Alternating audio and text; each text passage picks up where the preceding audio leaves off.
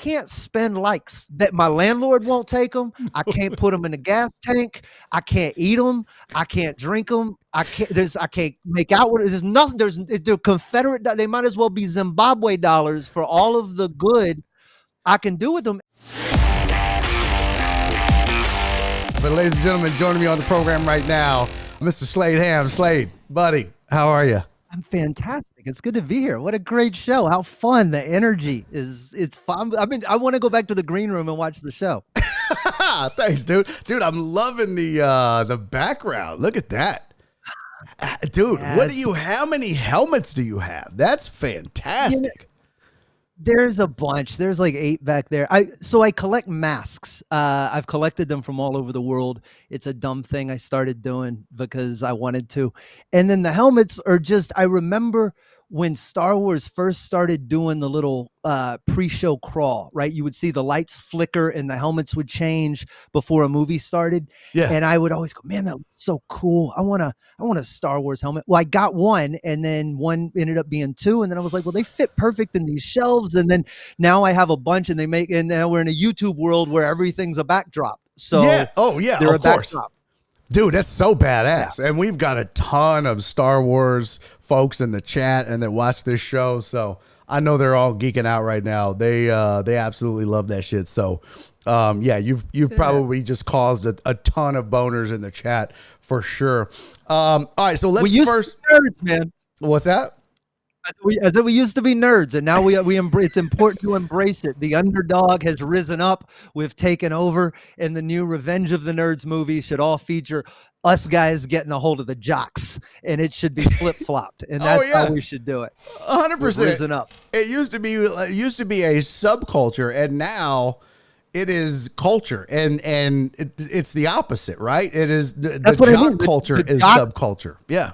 Would get beaten up right now just by the sheer mob of nerds. You can outnumber them. It's like fighting midgets or children or whatever. There's just at a certain point, you can't defeat us all. Oh, no. And you guys now are doing the whole LARPing thing, so you're actually physically fit. It's not even fair. You guys just all of a sudden. I went from having a fucking Star Wars helmet to hitting people with brooms in a field and calling it magic. No, I don't think that's the same thing, Barry. I don't think it's the same thing. Like, hold on. You guys rolling your dice to make life decisions. No, I happen to grow up in the 70s, you prick, and there's a stormtrooper helmet on a shelf, and suddenly I'm throwing bags of wheat at people and lightning or whatever. Suddenly I'm making swords out of wood. And yeah, not me, buddy. Not me. Oh, that's hilarious. Oh, God. It's really that's so nuanced, funny. Isn't it? Somewhere in there is too far, and I don't know if it's making your own sword. I think I might have found it somewhere. I think I found too far somewhere on the shelf back there. When you get in the car and drive to the LARPing field, you're too far. But everything you do in your home studio that's your own business, man. Keep the government out of my nerdism. That's what I. That's fantastic, dude. Are you at all nervous about the special dropping tomorrow at 2 p.m.? Is there any angst? Or I know me, I'd be like, what if I drop this and then it gets 1 view and it's me? Like, are you feeling that at all, dude? Like, I don't mean to put that on you and project that on you, but how are you feeling about this? I'm going to answer this question dead sincere. Okay. One, if tomorrow the special drops and 24 hours later it has 1 million views, I would look at you and say, Barry, there is no doubt in my mind that was what was going to happen. I knew it. I knew it as we were making it. I knew it when I put it out. I knew it. And then if I put it out tomorrow at 2 and, for instance, 16 people watch or something, right? I will tell you, Barry, beyond the shadow of a doubt, I knew that's what was going to happen. No question about it. Doesn't matter. Knew. Yeah. So I say that to say this. There's no way of knowing. There is no business model for stand-up. There is no if this, then that is guaranteed. Tomorrow could be either end of that spectrum, most likely somewhere in between the two. But I've made my peace with this special way before we ever got to tomorrow. Mm. This was a thing that I had to sit back. The Chinese say, I don't know if all Chinese say this, but some Chinese guy said this. It's an old proverb. He's that the things you decide on ahead of time are the stakes, the rules, and the quitting time. And Oh. for me, I needed to figure all that out because you get in the heat of the moment. If I start deciding tomorrow around 2 o'clock how I'm gonna feel, depending on the number of views this thing gets, this is where people leap from buildings and drink more stuff. I mean, I don't want to be in a spot where I'm reacting that way. So I just sat down and decided that if we got to the point where this was made and finished and done and of the quality that I want it to be, and it is, that my job with it is over. My expectation with it is over. It stops sort of being mine. I'll do everything I can. I'll push it. I'll do all the requisite parts. But like my expectation or desire, like, oh, is this what's going to happen tomorrow? I swear to God, I could sleep at 2. I could be asleep at 2 o'clock tomorrow and forget about this and wouldn't be emotionally charged about it. I gotta admit, and I'm excited. huh? You're, I'm excited, but yeah, like I'm about to jump out of an airplane and go skydiving excited. Like yeah. but not nervous like, oh, the chute might not open or this might not be what I want it to No, be, you know? Slade, you have this calmness about you that you have found that you and I talked about on the way to a gig years ago where I don't even remember where the fuck we were going. We worked together. Paris or something maybe? Where was it? Like Paris, Texas or something maybe? Yes. It might have been Paris, Texas, but you and I I only say talked that I knew about it was a stretch. I took a lot of guys. There were Matthew Broussard was on that list. There was some really good comics that was a good farm room. So I was and you talked about how you were just like, you know what? I'm tired of chasing social media. And you literally at one point you just between that moment and now you just were like, fuck it. You were just yeah. like, I give up, and not in a way where you were like, I quit. It was just like, I'm not gonna chase this demon anymore. I'm gonna be okay with just not caring about social media. Like, it's not gonna rule my life. I'm gonna live my life. I'm gonna do the things I enjoy and that I love, and I'm not gonna let this thing have this grip on me that it does on so many other people in the profession that we're in, and so many other people around, that either just in general, you know what I mean? Like, it's just, I'm so envious of that. Well, it's incredibly difficult because all of the industry says otherwise, right? And I'm not like la la la la la. You can only ignore some of it to a certain point, and then you got to go, well, I mean, people have been having to promote their art for all of forever, you know. Yeah. You could be busking on a corner, or you could be buying TV ads or going on there's always something that you have to deal with in that regard. But this is the one that social media, I have seen change more artists than I've seen artists break out. Like, I've seen people do really well, and then I watch them become this thing that they never intended to be. It's either they were great stand-ups, and the audience that they found online turned them into either far right or far left. They got pulled into water that wasn't them. And it's a weird amplification effect that happens with social media. So, one, I don't want that to happen. Yeah. Two, I don't like being reactive to anything. If I got to wake up, I went through this during the pandemic a little bit with stuff like the stock market and things where you start to play a little bit and I'm like, wait a second, I know my dumb monkey brain and it responds really addictively to numbers going up and down and charts and graphs and metrics. And this is like a heroin addict walking into the den where everybody's flopped out in the house and they're all, and you're like, well, this is not where I'm supposed to be. I do this really, really badly. Yeah. So all of that fear, man, just kind of hit me. And then I was like, how do I really, this is the big question I ended up asking myself. I was like, how do I want to spend my day? Like, instead of trying to chase what everybody's chasing, which sounds so cliche and we do it, but like, if you backwards engineer, what do I want my days to be like? When I wake up to when I go to bed, how do I want to spend them, with who, how much of it doing this or that or where?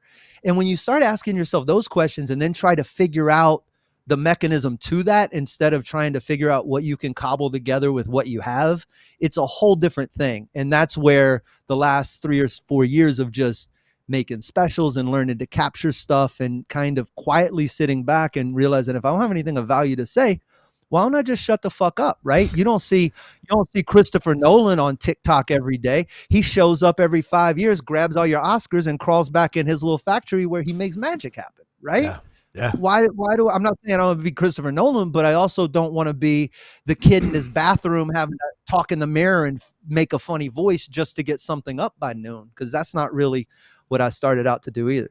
And that's exact. I would literally was talking about that the first hour of this show. I mean, that's where I'm at, because that's the game. You and I talked about this in the green room on Thursday, and that's where we're kind of both at in this comedy game. Is we both literally, in kind of different ways, came to that realization that as headliners, we're being told in so many ways, you got to get your numbers up. If you want to get booked, you got to have numbers. And it's like, yeah, I get it.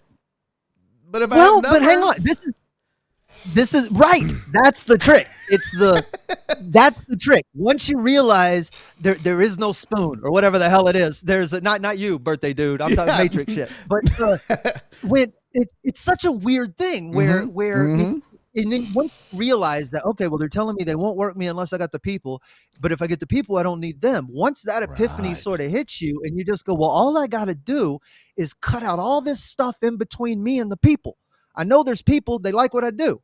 Why do we keep needing, and it's the same thing with social media platforms, where I'm just sort of this intermediary between me and the people that enjoy my output and that I enjoy their input. Like, it's communal, what I think I have with my audience. Dude, and I'd rather have those deeper connections. So it's just sort of, we're all racing to get to this epiphany, I think. Holy shit, we don't need anybody. And it's all been democratized, and the tools are on the table, and everything's open source. And what you don't know how to do, AI will do for you. And that's I'm afraid that the AI is going to make the unfunny kids funny. And that's the only fear I have. You can replace every job but that one. I'm not so I'm not so worried about that. I mean, yeah, I think there's a limit to that, because just like anything, I think with comedy, I think even when you see people steal jokes, they're still not funny. Let me give you a hypothetical. You know what I mean? Right? Like, so I agree, but now let's go back to say let's look at Instagram and really attractive comics, right? Mm-hmm. Really attractive comics that just do better than one would think they would if it was just material based, perhaps. Right? Now, envision a world. I'm saying sometimes hot people aren't funny, Barry. I'm not. What? I'm just saying, and they might get followers based on the fact that they're hot. Just a few. But now, say you could. You have anybody in mind? I can't think of anybody. I know it. I could if I Googled, perhaps. Nobody's popping into my head. If at some point you could run an Instagram channel where you were hot, Barry. Yeah. You know what I mean? Yeah. Where you were a perfect 10 delivering well-written material. Now that, and it's photorealistic and it's completely indistinguishable from you or ours ugly face. You know what I mean? Yeah. But like the point, it's if you get to the point where they can manufacture an avatar that can do well-written material that is stolen or taken from wherever. Now they're hot people and I'm not afraid of it. I don't think it's sustainable. Those people certainly can't go to a comedy club, right. But should there be, I don't think those barriers should matter to us. I don't think the fact that those people are sort of being able to do that. I think when the clubs tell us you should bring in people like the guy who dresses up like a pine cone and sings songs or whatever it is, then we should go, you know what? It's on me to bring in the people. I don't have a right to perform comedy. I have a right to perform it. I don't have a right to an audience, if that makes any sense. Yeah. We miss the old days where I've been doing this for a quarter of a century now. So there was When did you start? 2000. It was me. It was like, yeah, me, Wow. Big Ed Blake, Mo Ammer was a year before us, I think. That was my class.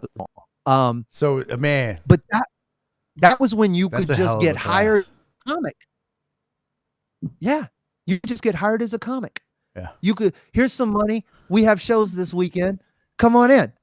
You didn't have to worry It's about like bringing four the funny. crowd. You didn't have to worry about selling tickets. The club was going to do that. All you had to be was funny, right? You be funny. Our job is to put the butts in the seats, but the business is flipped, right? I mean, that's because the pressure back in the day was you needed a credit, and that was the real pressure, was getting a credit, right? I saw a meme the other day. Somebody said it, and I felt it so deep. But they were like, in the 20 years ago, all you needed was a couple of TV credits of any sort, and hey, I'm headlining everywhere in the country.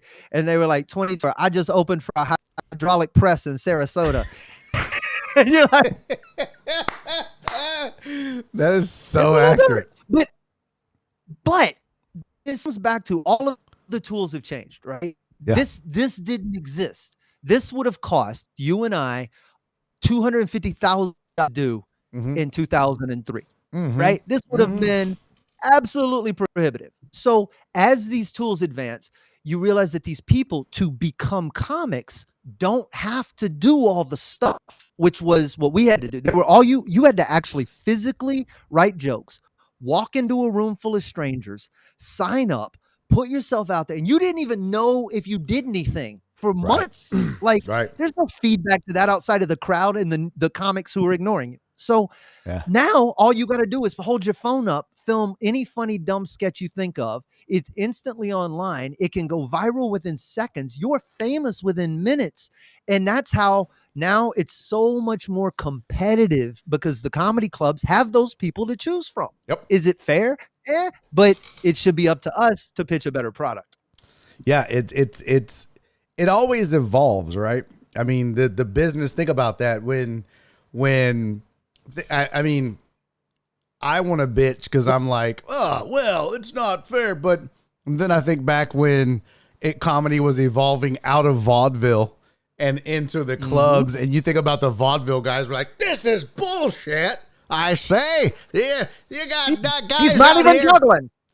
Yeah. How are you going to go out here and just say some cockamamie joke? You're not even sharing it with the rest of us. This is bullshit. Like, you know what I Didn't mean? even Like, bring his puppet. yeah. So But it's if you look at every medium, it evolves, right? Like the attention span of the audience is part of it. It's if you look at film or TV or things like that. Remember the sitcoms of the 80s and 90s with these 2-minute intros that would just drone on forever. And you ask yourself how long that would last right now in a Mr. Beast YouTube world, where you have to front load literally the best 7-second part hook. and then get so when you're up against that attention span and the audience has that as an option, literally back then, if you're watching TV at 7 o'clock on a Saturday or a Friday, whatever day, and you don't like what's on, well, you basically got two other choices. So you better just sit through the 2-minute intro, because there's not a whole lot of options. But in this option filled world, we're sort of, we're I won't say disposable, but when they can just do this left and right, we got to find a way to either adjust to that, which is what so many of us realize, that those are Confederate dollars. Those aren't, I can't spend likes. That my landlord won't take them. I can't put them in the gas tank. I can't eat them. I can't drink them. I can't make out with it. There's nothing. They're Confederate. They might as well be Zimbabwe dollars for all of the good I can do with them. And I do want people who enjoy what I do to have access to what I do. But to be like, smash the button, to be so instinctually to have to open with, make sure you smash that like button. It's starting to concern me. It's like, it sucks, they're like dude. ticks. It's like when I first started to do that, when I first started making I have videos. allergies, by the way. This isn't like a cocaine problem. I'm just like, I keep scratching my nose. And I'm like, You're like, do they think I'm lying sorry, or doing drugs? And I'm like, it's just pollen, and I'm trying not to sneeze. I just want to point out, his microphone is actually black. It's just, it's from so much cocaine use falling out of his nose onto it 100%. that has just stained it. Yeah, no, he's just built in. It's just a little button he pushes and it pops up. He just snorts it right off the mic. No, I do. When I first started like making videos seriously and kind of incorporating social media and YouTube, I was that guy. I was like, I'm not going to be the guy that comes on my YouTube channel and is like and subscribe. I hate that shit. And then like recently I'm like, you have to. Like that's just, you literally, because if you go back to sales, in sales, you have to ask for the money. That you can't just assume the sale. You have to ask for the money. So YouTube and social media and all this shit is sales. You're selling a follow or a subscribe or whatever. So you have to ask for the sale. And the sale is, hey, if you enjoyed what you saw, hit that subscribe or hit follow or hit like. And it's like, but God damn it, I didn't want to do that. But honestly, Slade, and I'm being fully transparent because I was just talking about this at the beginning of the show in the first hour, and we briefly chatted about it in the green room. Literally every club that I have worked and headlined is like, I love you, but I have to book comics that can sell tickets because their social media numbers are in the 6 figures. And so now it's like, well, I've got 2 choices. I can go back to featuring and just being like, well, fuck it, I don't have to worry about it. Or I can get my numbers up. And getting your numbers up means hit like and subscribe and smash the button. Fuck. Like, I mean, that's, what do? You either play the game or you don't.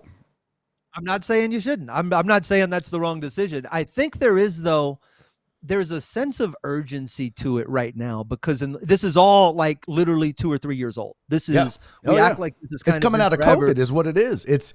We came out of COVID, bro. And so many people in COVID became overnight successes. I mean, you look at how many guys, and I've just worked with one. I don't want to mention names, but I just worked with one. He was featuring going into COVID, right? And he was just kind of featuring on the road, and then COVID hit and he really couldn't work, just like any of us. We couldn't do. So he just started cutting videos and making videos, just fucking around, and he went viral. And he wasn't intending to. He was just bored, and it's that creative outlet that we all kind of have. Some of us are lazy and don't act upon it because you think of these ideas and I'm like, fuck it. But some of us go, oh man, I'm going to write it and shoot it and make it and put it out there, and whatever happens, happens. And some of these cats went viral and their numbers got up. And now you go from, I'll drive 12 hours for a feature gig, and now this dude is touring nationally as a big time headliner. And I'm like, hey, thanks for the guest spot. I appreciate it. Fuck.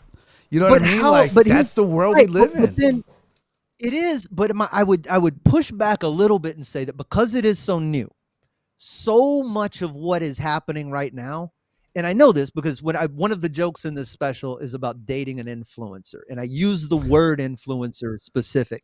And when I first started writing the joke, dude, that's such a great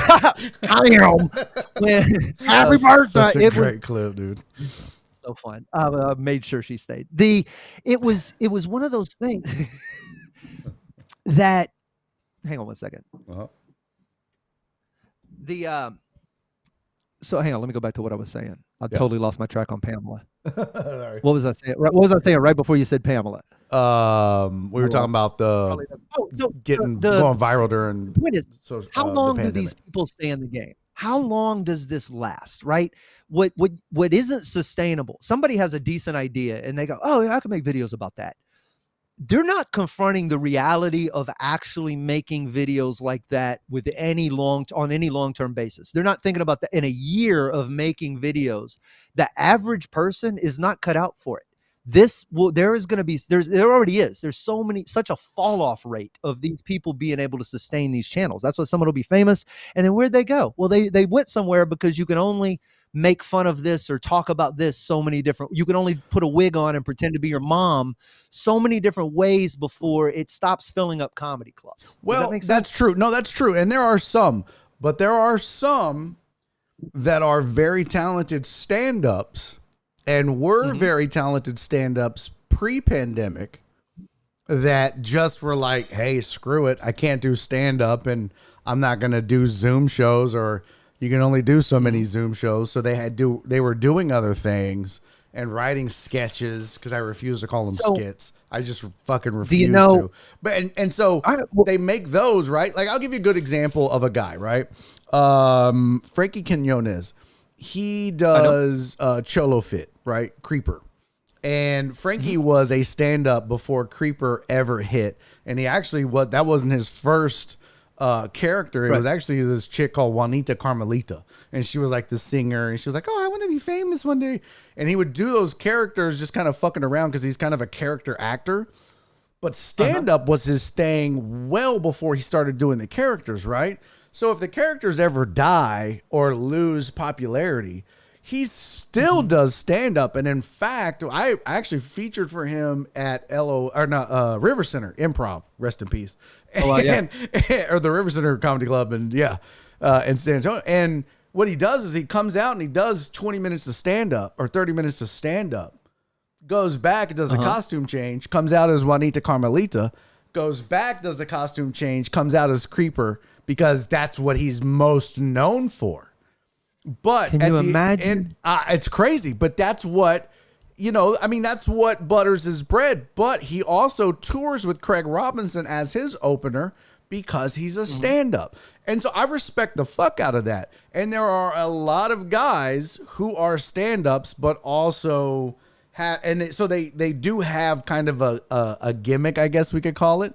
But they have the chops where if the gimmick gets old, they're still writing jokes. So those guys can fade, I guess, for lack of a better word, a fade. You know what I mean?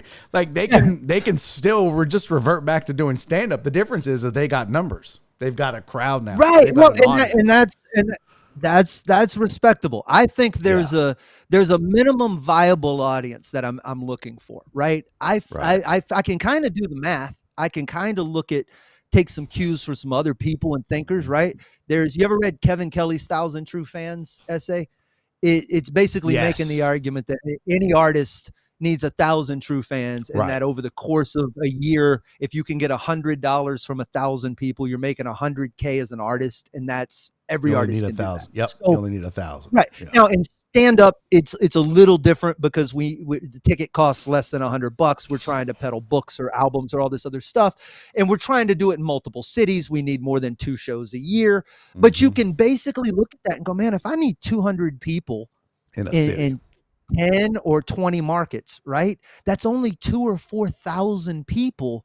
And suddenly me dressing up like a Mexican chef or a babysitter or whatever doesn't seem like something I have to do in order to win that small amount of people over. So I'm just kind of, for me, before I become, because here's the truth. I know if I go down and play in the trenches on TikTok in short form as characters or sketches or whatever this is, I am competing, one, where the most amount of people are, and two, at a skill that isn't even my best game, and three, it is their best game. So it's I know what I do is long form. I think in hours and I think in chunks and themes in front of live audiences, and I'm good with live fire and interaction, right? That's the muscle I flex. Can I be honest with you? That's not the feel for it. Can I be honest with you? Can I tell you what fucking blows my mind about you, Slade? When and listen, you're a gifted stand-up. You are a hell of a stand-up. You're fucking hilarious. Your crowd work is amazing. Your delivery is amazing. And you're funny as fuck. But as a writer, Slade, your ability, your gift to put pen to paper and put thought to word and frame it and make sentences and paragraphs and the flow of it. Dude, sometimes I'll sit down and read a Facebook post of yours and I feel like I just read a fucking Hemingway novel. I'm just like, Jesus fucking Christ, Slade. I hate you. I just like, my God, you are so gifted as a writer. And by the way, chat, he's got a book out. It's Slay a Dragon? To slay, what is it? It's Till All the Dragons Are Dead. Till All the Dragons Are Dead. Sorry, there you go. To All the Dragons. I knew it involved a goddamn dragon. Thank you for those Dude, words. you are I every time you write something poignant, every time you write something that has meaning, I'm just like, fuck. Jesus It's Christ. And then I'm in mind, I'm like, how long did he fucking spend writing a Facebook? But I just see you. I'm just like, Jesus Christ, was well, Slade like, okay, like I just picture you with like a green visor and a fucking pencil behind your ear. And you're like, no, not good enough. And you're like tearing it out. Bro, you I are so goddamn gifted. I It's crazy. appreciate that. It's sometimes I miss a lot. But there's a long time ago, back in the 2000s, there was a website called MySpace that the world may Yes. be familiar. Yeah. And I was writing the blog world on MySpace was incredible, and I was writing funny pieces, things I thought about current events and stuff, and falling into like the top 20 in the comedy categories regularly. And we would have this crazy comment culture, and I wasn't a good enough stand up to know even what to do with this. Like I was a feature act and was kind of this didn't exist. Social media and what to do with people paying attention to you in a place, it just didn't convert. Dane Yeah. Cook, I guess, was doing it, but like it didn't convert. And then I went to write for these lit sites that I was like, let me go be around writers who are writing, and everybody was published, and I was trying to sneak my dumb little stories in. But all along the way, it's been sort of this I my head spins incessantly. It looks at things and tries to slam them together and go, what does this have to do with this? What does this have to do with this? Oh, this just happened. How could that be this? Or how could that be? My brain is doing that right. It's probably doing it right now. If I stop to think about it, I'm chewing on something. And it's constant. So the writing has always been, how do I get that out in some way, not even for the public, but more so I can have thought about it, finish the thought, and then moved on, right? All right, closed circuit. I don't have to think, at least it's written down if I need to go back to it. And when you do that enough, and then the whole world ends up becoming this place that's begging for out loud social thoughts.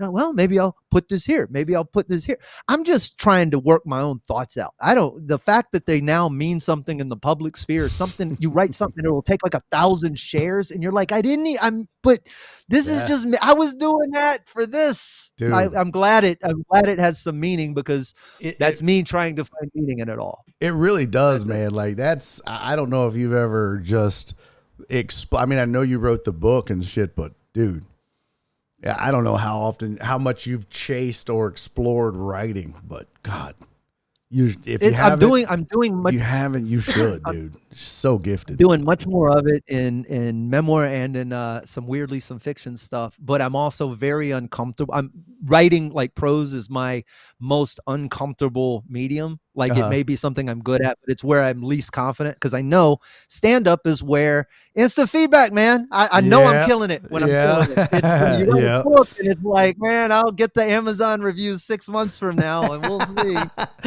Cisco had a question. I always do this, on Reddit. They do ask me anything. I put my own Yeah. twists on it because I always make shit up. So I always say I'm the smartest person I know because I just make up bullshit. So I always do a ask me anything about anything, which means they can just ask whatever, and I'll just, if I don't know, I just make shit up. But it's just their way where they can, AMAAA. So, but Cisco had a question. It's their way to ask questions, and he said, now that it's on the comics to take over from the club the job of filling the seats, do the clubs pay more than they did when it was their responsibility? I laugh in your general direction, Cisco. Slade, you want to take But this? it's now, well, I do. Their base pay, not only do they not pay more if you have numbers, they also don't pay any more than they did 20 years ago. That hasn't changed. Comics But haven't had a pay raise since probably fucking 2000. no, I want to work in California fast food. Like this is, at least they get so $20 an hour. But the truth is, if you look at this the right way, you don't go in looking for, if you can bring numbers in, you don't go in asking for the same gig, right? If you can't bring bodies in, you go, I'm willing to sit in your shitbox town Yeah. Wednesday through Sunday and slug through 7 shows, most of which are poorly attended, and be abused by the drunken manager and be charged for the chicken strips and take whatever crap check they want to give you, Yep. which is one model. Or Yep. when you can pull those numbers in, you go to the club and you go, I don't care who you book on the weekend. I want your Wednesday night. I'm going to put 200 people in here and I want 80% of the door. You can Yep. keep the 20% for kicking on the lights, keep all your drink sales. You were going to be dark or run an open mic anyway. And that's Yep. the deal where you actually walk out with some money. But no, the clubs aren't ever voluntarily. I've only had one club twice, I think, in my entire career that's given me a pay raise I didn't ask for. One was Randy Butler in Fort Worth, and another was the clubs I work up in Canada. Absolute. They're the only ones that have ever given me a raise I didn't ask for. Randy Butler gave me a raise, and the Looney Bins. The Looney Bins, as I went through every year, and it wasn't like, oh, you went from, it wasn't like thousands of dollars, but they would bump you up 100 or 200 or whatever. Which, when you're making what you make as a B room headliner for your first time, it matters. Shit, it's your gas money to and fro. Yeah. But it's rare. That's I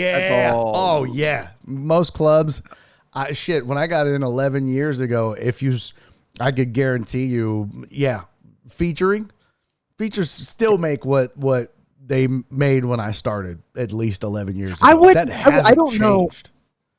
I don't know how a comic starts today and pays their way through comedy. Merch. But even that, I don't know how you even get the stage time and good enough to get to the feature spot to bring merch. It's such a slog. Every way of doing this, I knew how to do it. The game has definitely changed. I mean, because you don't MC on the road and stuff. But I just remember, like, when I would feature on the road, I would, I'd go and feature. I won't name names or clubs or whatever, but I go to certain places in Texas, and they would pay me to feature. I would make $250 for the weekend, right? And you know where I'm talking about. And I would stay with a family member because they're not giving a feature a hotel room, but I would work a Thursday night show, 2 Friday night shows, 2 Saturday night shows. So I'd work 5 shows. I'd make $250 for features. But I would take 100 koozies and I would sell them for $5 each, and it would cost me 70 cents.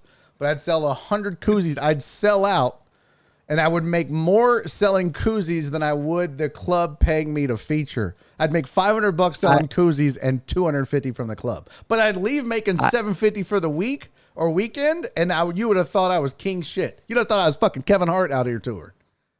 My best week in Oklahoma City, I had to go back in and get my check.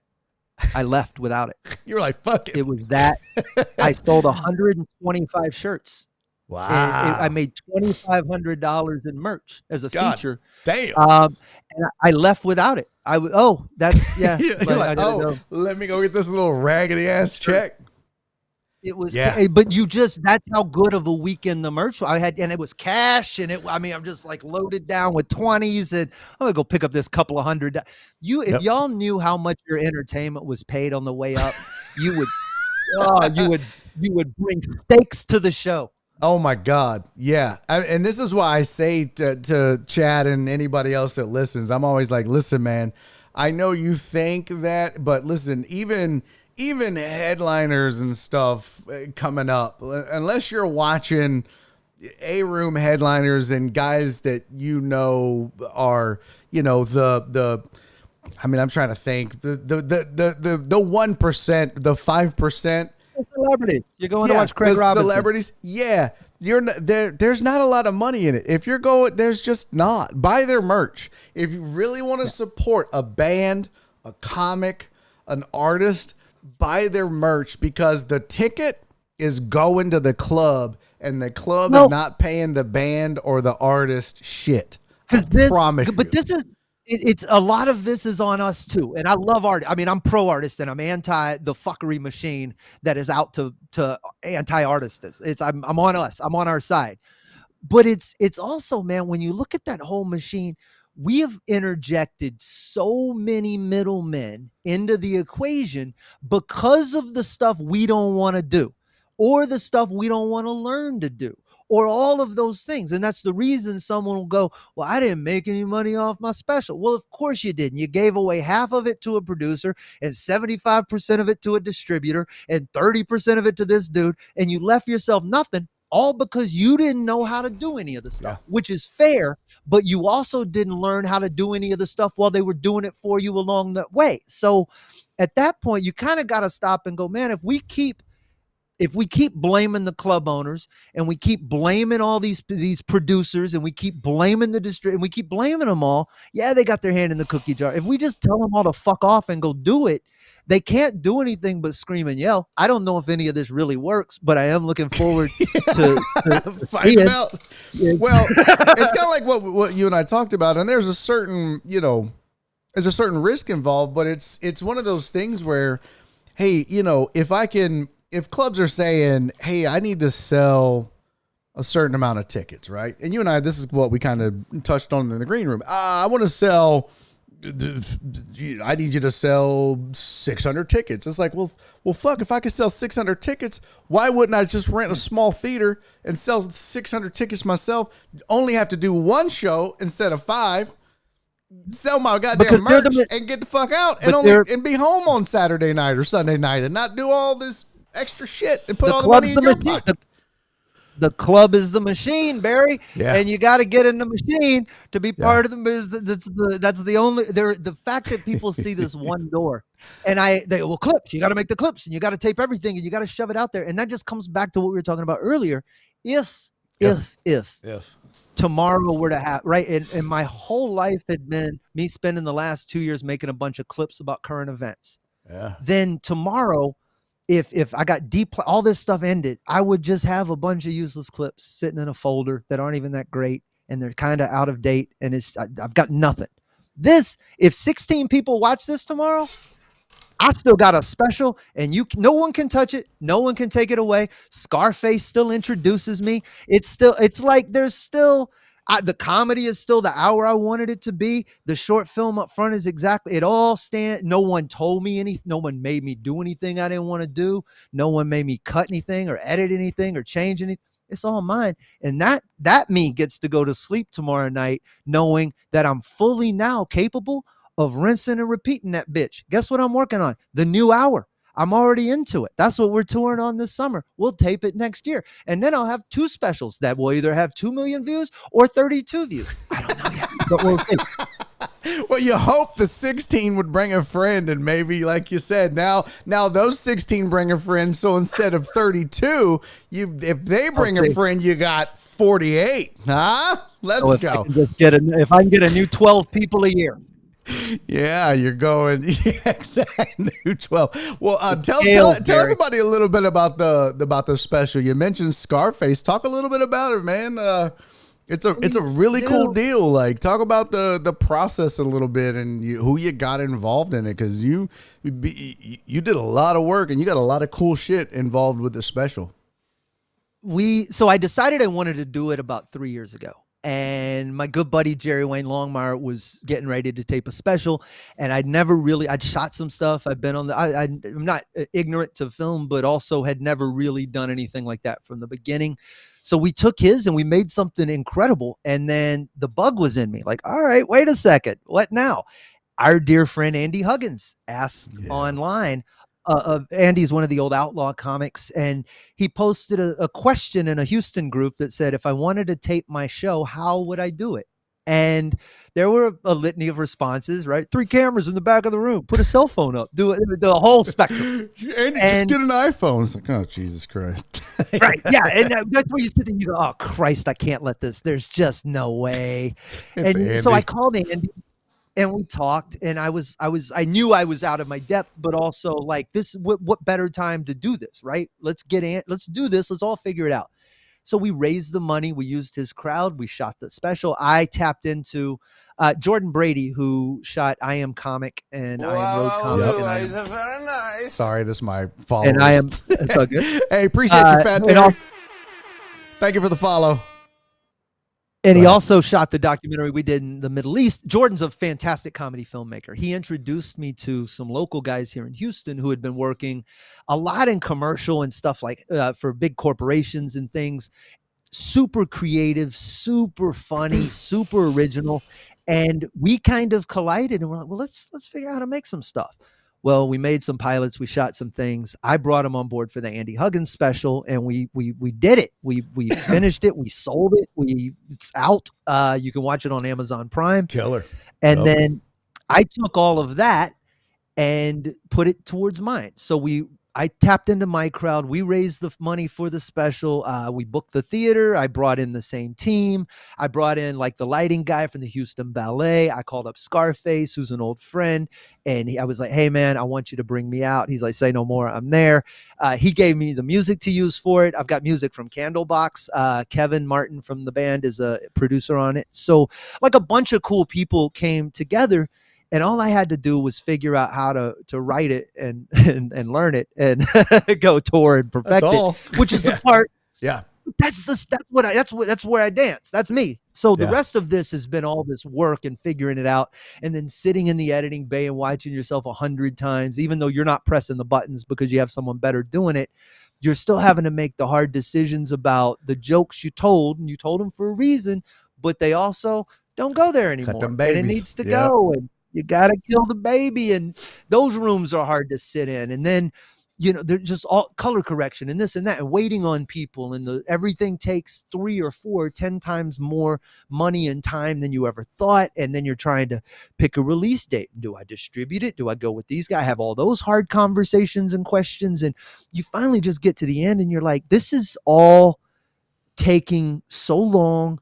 And I'm not frustrated, I'm not unwilling to sit in this, but I got to remember why we made this. We made this because I want people to see what I do, because I don't want to have the conversation we were having. I don't want to have to go sit there and solely rely on my weakest muscle in my weakest arena to try and get a future. I want to do what I'm best at in the best way possible. So I just sunk in and I go, that's it. We're putting it out for free. We're not going behind a paywall. We're going to YouTube. I know the model works, and it's after this, we can talk about anything, but God damn it, I'm taking what we made, and it's the best thing I've ever made. And we're just shoving it out there and letting people watch it. And it makes me happier than anything I've ever done, man. So Dude, let it be what it is tomorrow. I'm thrilled already. I fucking love it. It's ballsy as fuck, and it's dope, dude. And I'm envious of it, and I can't wait to see it. And I hope that it is a smashing success for you. I really do. I put the link in the chat, so if you guys click on it, that is the link to go see the premiere. You can click notify me, and it'll tell you when the premiere kicks off. I'm also going to follow that up with a link to Slade's YouTube channel. Click on that and subscribe. Smash that subscribe button. Subscribe to his channel so that you can watch. You put out videos almost every day, don't you? Well, I do it. So short clips go up, but I do once a week. I do the Slade Ham experiment, Yep. and it's kind of what we were talking about. I'm always having these conversations with myself. I'm always writing. I'm always jamming things together. It's a clearinghouse for that. I kind of sit down, and I've talked a lot about the process of the special and getting shit done and all this creativity. But the whole thing is really me sort of laser focusing these thoughts. And a lot of, if you go back and watch the year leading up to August 19th of last year, you will see me work out almost every joke that's in the show on that podcast in some shape, form, or fashion. So it's been really cool to me. I do a half hour every week, and I'm deeply connected to the fans. So like if you leave comments or if you interact, I prefer a smaller, deeper fan base. I'd love to have you. All right, well, go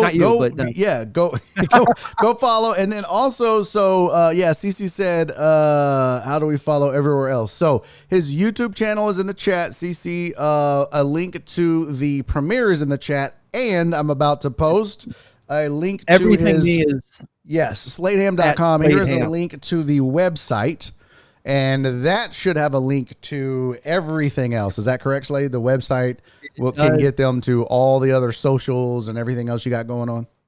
all of those, or you can just, it's at Slade Ham on every social. It's Yeah. the upside to having a name like this is no one else has it. Has it? Yeah. So there you go. That should get you to everything else. So there's the website, there's the YouTube channel, and a link to the premiere. And again, at Slade Ham on everything to keep up, to catch up, keep up, and follow him. Got it? Heartthrob said, I'll see Slade and Jerry in Tulsa. There you go. There you go. Hey, dude, this is dope. I can't wait to see it. And again, I told you tomorrow I will have links. I'm going to save those links. And as I go off air, I'll remind everybody to go watch the premiere because it'll come out as I go live. And then just in case they're not watching it, I'll post links for them to watch when the show's over. I appreciate it, man. Thanks so much. Man. It's good catching up with you, dude. Yeah, dude, we got to do it again. This was dope. We got so much shit to talk about. I didn't even get to tell my story, but we got so much shit to discuss. So we definitely have to do this again because I was just telling them I want to do more interviews on the show. I used to do a ton of interviews because when I started this show, I had done radio for like 7 years, but I always had a co-host and I had never done a show by myself. So I was super nervous about, well, can I carry a show by myself for 2 hours? So I would do the first hour by myself. And then I would bring in a guest for the second hour to like, just kind of help. How daunting it's so, dude, it's so, I had to go through it. That's part of why I started the Slade Ham experiment. It was to get all those ideas together, but also I've hosted the Whiskey Brother. We're over 1,000 episodes. Like I've been podcasting since 2011, radio in the 90s. But again, talking by yourself in a room by yourself directly to a camera and keeping a cohesive thought that closes all of the loops and that I mean there's a lot more to it than just nonstop talking. Right. So that's kind of it's taught me a lot about outlining and organizing things, and it's helped really immensely in even how I perform stand-up and organize some of that. So you know, do it. The interview muscle is just as important as the sitting there by yourself muscle. Oh yeah, they both are. But I told them I want to do more. So I'm even if I'm bringing back guests, I'm not that guy who's like, well, if you've already been on, I'm not having you on again. I'm like, fuck it. I just want good conversation and interesting stuff. So we'll definitely have to do it again, man. So I appreciate you doing it though. We got stories for days, man. We haven't even scratched the surface. No, we have not. But it's good to be on here. I'm excited. I've got to get my head wrapped around this special tomorrow. So I'll do as many of these shows as I can. Yeah, man. Well, I appreciate it. Y'all go follow Slade and make sure you check out the special tomorrow at some point, even if you got to be late to Barry on Deck. Go watch the special and support Slade Ham. Buddy, I appreciate you, man. Thanks for doing this. By the way, you fucking killed it on the Tuts and Interruption. That was such a fun show. We didn't even get to talk about that shit. That was so much fun. Let's schedule another one of these ASAP. Yes. Let's just do it. That was a good time, buddy. I appreciate you, Slade. Thanks for being here, man. All right, that was Slade Ham, everybody. Go check out the special. Give him a follow and support like I always ask you guys to do, man. Good times as always. And that is another edition of Barry on Deck.